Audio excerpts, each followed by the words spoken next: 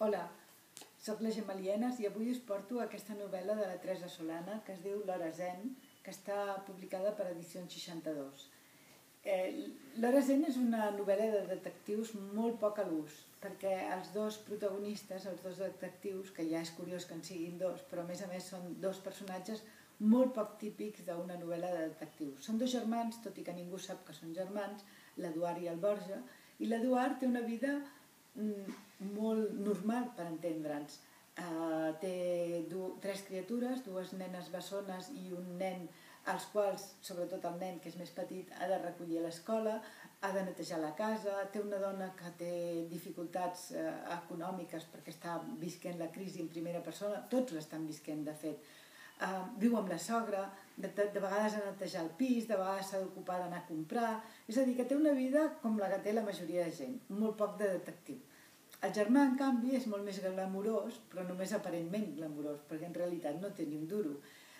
Sempre va vestit amb roba bona, o almenys ho intenta, i té molts embolics amb dones. Diríem que és més típic, però tampoc és ben bé típic. La història que explica és una història que utilitza diferents trames, utilitza diferents nusos argumentals. En principi, l'Eduard i el Borja, que tenen una agència, que no és ben bé una agència de detectius, sinó més aviat una assessoria, han d'investigar, han de recopilar informació sobre les teràpies alternatives per a una escriptora, que justament és la Teresa Solana, l'autora del llibre. Però paral·lelament hi ha moltes altres coses que es produeixen, assassinats, figuretes d'art de contraband, etc. No us explicaré de què va la història, sí que us diré que al final totes les trames es lliguen i es resolen totes les històries.